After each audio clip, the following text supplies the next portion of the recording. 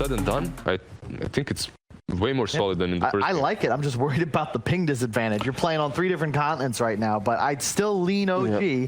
It's just got to be careful. Theoretically, this should be a very hard lane for MidOne on ping. And I've also been informed that apparently in Kuala Lumpur, it's 3:30 in the morning at the moment. Wait, really? Yeah, it's 3:30 a.m. It is. It's 12-hour difference for me. It's 3:43 in the morning, 3:43, sorry. It's getting, well, later, earlier. But I guess, you know, these are the gamer hours. This is when people come into their element when they're playing Dota 2. We've all been there. Staying up a little too late one night, you know, you've got that win streak going. You don't want to let it go. Dire's top I'm also excited because I've watched a bunch of games where I got to see Grimstroke and Ricky, but I'm going to actually cast one. So we also are getting to see this one into play, which I thought we were going to see a lot. It is. And I know we did see a lot, but it disappeared when I started casting. It's definitely, it's a busted duo. Like this laning partnership is, you got to be careful, right? Sure, Zai's on a Slardar. At least this is a hero that if they do get in on top of him, he's able to slow down a bit of the damage in terms of just crushing the Ricky and making sure that he's not getting hit all the time. But when you get level 3 on this Ricky Grimstroke, like the kill potential is off the charts. Zai's got to be incredibly careful up here. Yeah, the combo is really cool. I like how Secret did pick a lot of like these reactive heroes, right? They see the Ricky and they're like, okay, Slardar looks better because sure, Slardar is a pretty good hero when you have PA anyway, but Corrosive Haze on Ricky is phenomenal. They pick Rubik as a response in a way to the Grimstroke, so he can get the better Grimstroke spells too. So some cool preparations. And their heroes also benefit super highly and specifically from if Rubik gets any of those Grimstroke spells, right? Ember, PA, Slardar. No, there's definitely some lovely things to be had there. What we see on the OG side, they also react. Top lane. OG. That's your first blood. Lovely little grab there onto Notel. Steps a bit too far forward. Zai's going to be able to force him out to jump back as well. But yeah, Notel getting a little out of position. Yapso and Zai able to run him down.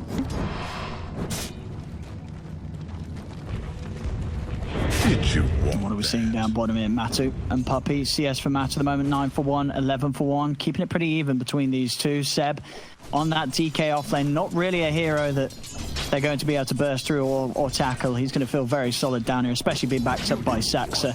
This, you know, Phoenix DK dual lane, incredibly robust. Boring lane. There's a PA and an SD on one side, which are just feeding magic stick charges to a DK and a Phoenix. I don't think anyone. I would imagine no one dies down bottom. That's just going to be the farming lane. No, top lane's where the action. Top's the fun. As we've seen already, you know, Zai and Yapso able to make that first strike, but of course we're expecting once the levels are there, OG able to punch back. Nice little play there from Yapso, is able to time the telekinesis in a way that Sumail is not able to blink strike in and get the use of that ink swell off perfectly. Zai does find an opportunity to run down Notel though yet again. Another Vash connects, and it's a second time where Notel just being caught a little too far forward. He has to be careful. Zai's able to run him down multiple times and just bash him off the game. That's a really, I mean, it's just a very strong lane, right? The Ricky, or the Slardar as well as the Rubik in comparison. I mean, we did say the Grimstroke as well as the Ricky can be strong, but the Grimstroke has to be very careful of his positioning. Yapsor has been already very cautious because he has the boot, so he can actually play around it, and he has ways to play around the combo. Like you said, he can lift and throw him away. A ton down bottom. We imagined that he would get full free farm, but we didn't get to actually talk too much about the DK and, you know, how they came to pick it. You see him and he's playing versus this Slardar and PA, you're imagining, yeah, of course, it's because of that high armor. He's also going to add a good lockdown for his team. He's in with the gank. He's moved down bottom. He's able to set up for a kill onto Saxa. Matu is low as well. He knows that, and Matu does not have mana for TP. Matu played sort of the greedy move. We saw how low he was. He was sitting around. They're looking for him in the trees. MidOnes are hunting. Matu keeping himself hidden quite nicely, but MidOne, he's persistent, and he will find him. Finding Matu in the trees. Matu's able to jump over. There is an Astral Step and soon to be 2 charges available on MidOne. Jumps in with the first one. Disruption will be there, but Matu, he's already going to go down. MidOne with this rotation, securing them 2 kills, maybe even a second one onto Puppy, as Puppy is surrounded by Seb and MidOne in the trees. Puppy trying his best with the jukes. MidOne's still got another charge of the step, ready to zip through him, as Puppy will almost certainly fall. Pops the stick charges, it will not save him. MidOne, despite the ping, he played mid perfectly, and the rotations, they're coming brilliantly. Nisha get a bite on one another. Maybe if Nisha can find the change, they can go. Nisha still wanting to play aggressive with this arcane wound. Dagger in onto Seb. Still got a bit of a duration left on the Dragon Ball. Nisha getting caught by the Remnant. Drag back, but the defensive disruption keeps him safe. And now with the numbers, Secret are able to overrun OG. They move over towards Notel. Now they turn their attention towards MidOne. Nisha, he's got the chains back up. The remainder of that arcane rune really paying paying off for him. As MidOne still trying to run. Nisha's been able to bring him low. Matu committing with the dagger. Over he goes with the dissimulate. MidOne goes in aggressively, but he's straight into a change. Matu's able to turn and crit him down, but Matu will fall for his efforts. And Puppey also ticks down to the damage of the Dragon Form from Seb. Nisha hiding in the trees. Sumail, has he got the damage to take him? Chains will stop Sumail from jumping around any further, but the vision's there from that ward. He's able to close the gap. Nisha throwing down a remnant to jump over. If Seb can find the breathe eye, it should bring him down, and it will. Seb's able to get the angle. They do kill off. Making sure that Sumail gets a good timing on his diffusal blade. They're going to get Sumail involved. Nice wrap around here that they're doing. Who are they going to find? It's going to just be Puppey. Now that's the easy one to find. Disruption buys him a little bit of time, but a quick nuke from both MidOne and NoTail finishes off the kill. I like that approach they take, because the biggest thing, he has to back up and hide it in the trees. See mid. Looks like we're going to see another bit of action here. Nisha will grab him. MidOne's able to find that angle. Nisha does still have remnants to play with. He jumps over. You see MidOne, they're trying to predict where Nisha was to head to. Nisha's still alive, but Puppey will fall. Again, OG, they are keeping the aggression. And he is alone. They are TPing over towards the outpost, OG, to try and help out. You are seeing, indeed, as you say, that high armor on the Riki come into play there, giving him extra time to jump around and juke them out. As Sumail, he's actually been able to run away by the looks of it. Now the time has been there for NoTail and MidOne to turn up. They're in with the soul band.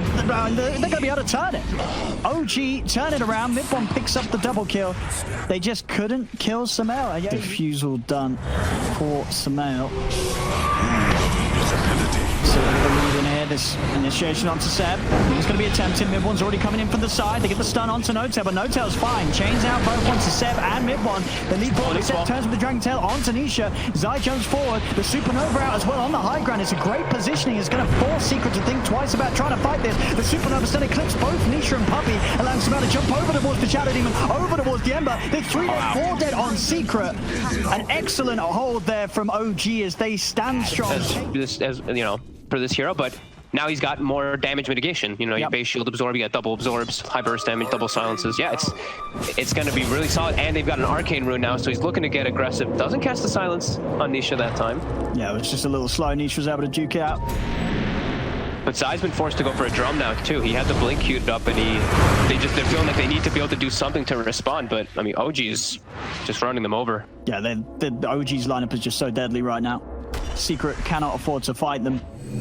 Both Riki and Void Spirit just being able to close the gap and use this Ink Swell so offensively. Mid lane, Seb has found the lead in for another free kill onto Yabzor. The catch is there.